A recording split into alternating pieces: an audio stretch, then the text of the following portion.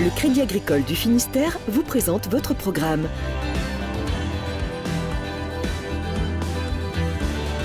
Avec le Crédit Agricole, cap sur les événements de l'été en Finistère.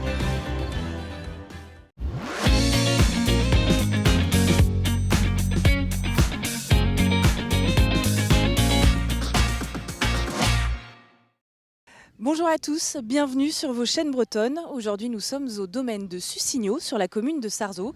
Vous connaissez peut-être le château construit au XIIIe siècle qui est juste derrière moi, mais connaissez-vous les marais qui sont sur le domaine? Il s'agit d'un site naturel exceptionnel.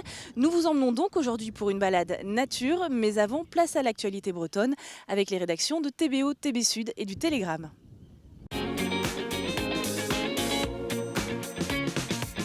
Des filets de pêche recyclés en plaques de plastique, ce qui à l'origine ne devait être qu'un projet étudiant plutôt original, a bien grandi depuis. Lancé en 2015 par de jeunes Brestois, Fil et Fab s'apprête aujourd'hui à devenir une vraie entreprise. Leur projet a reçu un bel accueil critique, notamment aux Fêtes maritimes de Brest. Le plastique de Fab et Lab sera dédié, entre autres, à la fabrication de luminaires. 200 personnes ont été évacuées ce mardi de l'aéroport de Lannes-Biway à Pleumeur dans le Morbihan. La raison, une alerte au colis piégé à cause d'un bagage à main oublié. Parmi les voyageurs coincés au sol, les joueurs du FC Lorient qui doivent disputer ce mardi soir un match de coupe à Valenciennes. Après 2 heures d'attente, ils ont finalement pu décoller comme le reste des voyageurs. Polémique autour du loyer unique expérimenté par Rennes Métropole. À partir de septembre, les loyers de 35 000 logements sociaux vont s'harmoniser sur un même prix, mais les associations de locataires et le parti de gauche 35 s'inquiètent déjà. Ils redoutent une hausse générale des loyers, un accès au logement plus difficile pour les plus pauvres, et ils condamnent une décision prise de manière unilatérale, je cite. Les fêtes d'Arvor soufflent leurs 90 bougies ce mardi. Durant ces 2 jours de fête, à Vannes, il y aura bien entendu de la danse traditionnelle, le défilé et l'élection de la nouvelle reine. La couronne sera remise mercredi soir à l'une des 5 prétendantes. Et on termine ce tour de Bretagne, la tête à l'envers. Ces 2 jeunes Quimpérois qui sautent de partout sont des experts du parcours, une discipline acrobatique. Ils viennent de lancer leur association Parcours Quimper et une initiation est prévue ce samedi. Fans des Yamakasi, vous savez ce qu'il vous reste à faire.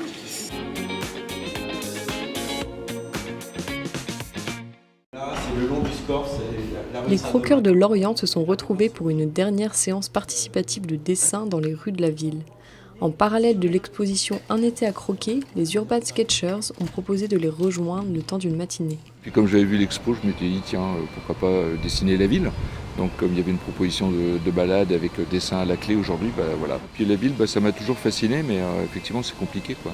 C'est une histoire de perspective, un minimum de technique que je n'ai pas. Pendant 1h30, les croqueurs en herbe s'initient donc aux techniques bien définies des Urban Sketchers. Les Urban Sketchers ont une charte en 10 points, dont le point principal est déjà de dessiner sur le vif, c'est-à-dire de vraiment faire son croquis in situ et de ne pas le retoucher ensuite chez soi. Il y a un autre point qui me paraît aussi très important, c'est que les gens s'entraident les uns les autres. Aquarelle, encre de Chine ou bien même stylo bille, à chacun sa technique. Ce qui compte, c'est le plaisir de dessiner.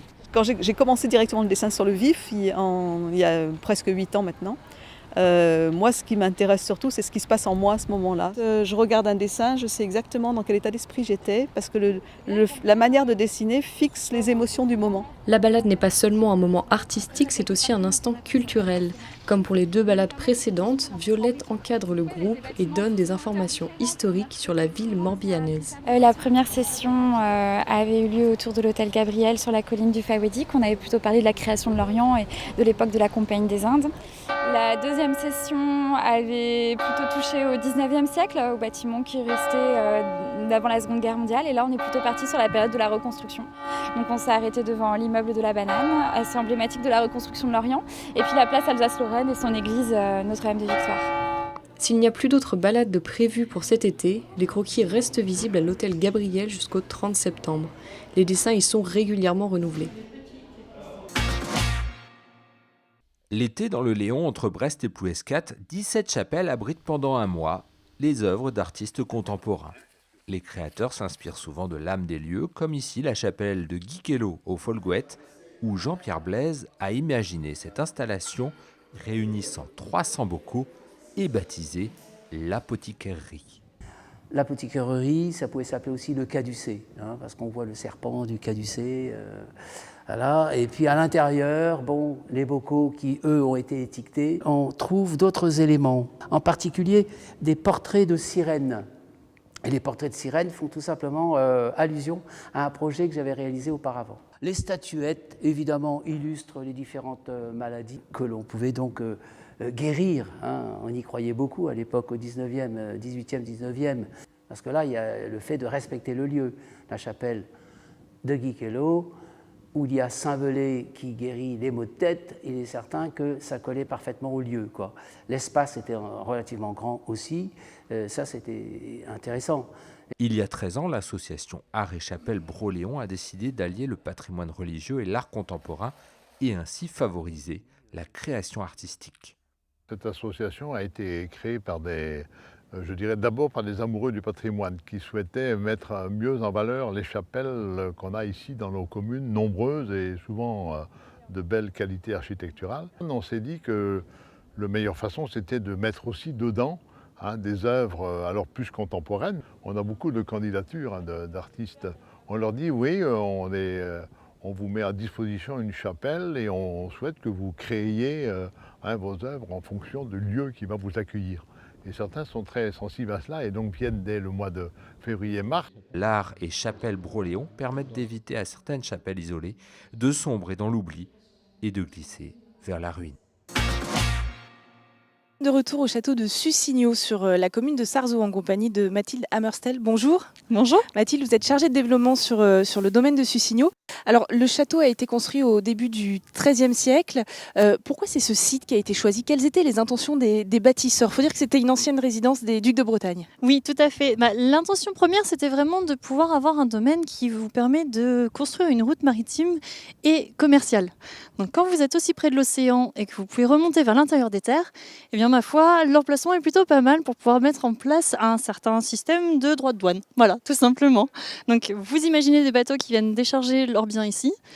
Il faut bien remonter vers la terre et en repassant par ici, vous avez des droits de douane et donc des finances pour les ducs de Bretagne. Et donc le site est devenu un vaste domaine agricole. Comment était organisée la vie ici? C'était sur combien d'hectares? C'était tout autour de nous? Alors vous n'imaginez même pas, en fait c'était quasiment toute la presqu'île qui était occupée par ces propriétés des ducs de Bretagne. Donc vous imaginez des vignes, imaginez toutes sortes de productions ici et vous imaginez surtout une immense forêt. Donc c'est cette forêt qui va être à la base du développement du château et qui va ensuite se transformer en terre agraire. Quel était le rôle des marais qui ont été construits au même moment que le château? Eh bien justement, les marais sont devenus des marais salants. Donc, qui dit marais salant dit dégagement de finances avec la revente du sel. Le sel est un produit qui coûte très cher. Et donc, plus vous avez de marais salants, plus vous pouvez produire de sel. Plus vous produisez de sel, plus vous récoltez de l'argent, tout simplement. Plus vous êtes puissant, plus vous pouvez faire de beaux châteaux comme celui de Sussigno. Une petite chose, donc on est sur du patrimoine historique, mais là on est également sur du patrimoine naturel. Et cet été, vous vous attachez particulièrement à mettre en avant ce patrimoine naturel. Il y a besoin de donner un petit coup d'élan pour faire découvrir aux gens les marais. Mais oui, puisqu'en fait le château est maintenant dans un espace qui est protégé, donc nous sommes dans un espace naturel sensible. Et c'est vrai que quand on dit marais, on imagine un peu le bayou ou ce type de choses. Et vous pouvez voir derrière nous, on n'est pas vraiment sur un aspect de bayou. Et le but est vraiment de montrer que ces anciens marais salants qui ont été rendus à la nature ont développé une faune et une flore endémiques. Et il y a plein de jolies petites choses à découvrir qu'on pourrait croire totalement anodines et qui en fait sont plutôt extraordinaires. Donc c'est ça que nous voulons faire découvrir. Alors justement, on a rendez-vous avec Pauline qui est votre guide nature. On va la retrouver tout de suite. Merci beaucoup Mathilde. Je vous en prie.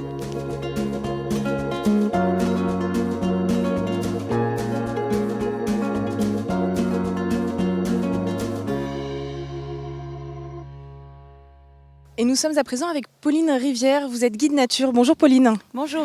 Alors votre mission c'est d'expliquer aux visiteurs en quoi c'est un site exceptionnel, un site naturel exceptionnel. Dites-nous d'abord la géographie, quelle est la spécificité du lieu? Alors, le domaine de Sussigno, en fait, est constitué par le château, qui est fort connu par tout le monde, qui est très visité, mais on a aussi, en fait, une grande partie de zones humides de marais qui font complètement partie du domaine.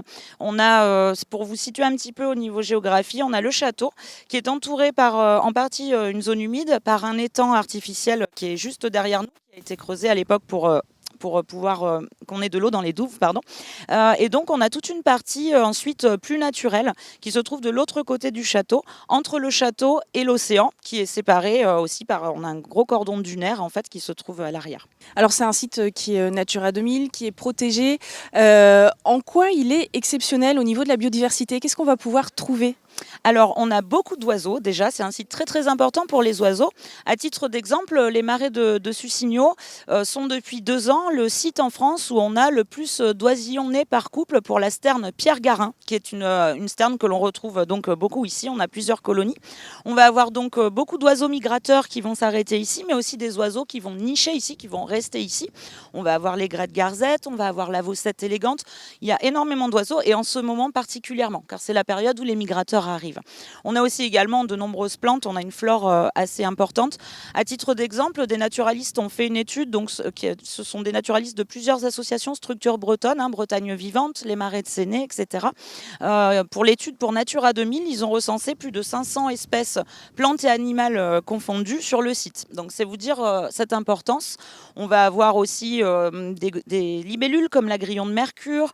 On va avoir énormément d'espèces qu'on retrouve pour certaines seulement ici. Vous parliez justement des naturalistes. C'est un site qui évolue encore d'année en année. Ces naturalistes font toujours des découvertes. Tout à fait. Ce qui est intéressant de voir ici, c'est qu'il y a des aménagements qui ont été faits en fait par le département du Morbihan, par exemple pour permettre justement à des oiseaux de venir nicher, de venir se reproduire ici. Et donc on a vraiment une évolution des espèces que l'on va voir. On a même des surprises. Par exemple, on a l'ibis sacré qui normalement est en Égypte, mais qui s'est échappé il y a 30 ans de Branferré et qu'on retrouve ici. Mais après, on a des études qui sont faites régulièrement. J'ai vu ce matin un ornithologue encore qui faisait un comptage des oiseaux. Donc ça permet aussi d'avoir des données qui vont évoluer au fur et à mesure du temps. Alors par rapport aux visites, vous vous attachez à quoi? À sensibiliser les personnes à la préservation de l'environnement, à l'importance de la biodiversité. Dis-nous un peu le message qui est transmis sur ces visites. Vraiment que les gens se rendent compte de la richesse de la nature qui nous entoure et sans aller forcément à l'autre bout du monde. Sous nos yeux, en France, en Bretagne, on a une belle diversité partout en France. L'objectif aussi, c'est justement de montrer que les zones humides sont des zones très très importantes. Elles disparaissent en France, donc c'est important de les protéger parce que énormément d'animaux et de plantes en dépendent. Donc c'est vraiment le message principal.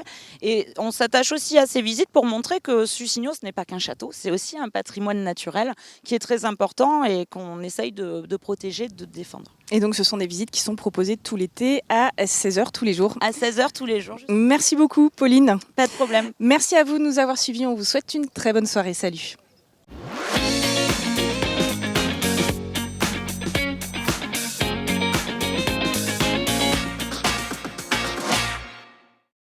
Votre programme vous a été présenté par le Crédit Agricole du Finistère. Avec le Crédit Agricole, cap sur les événements de l'été en Finistère.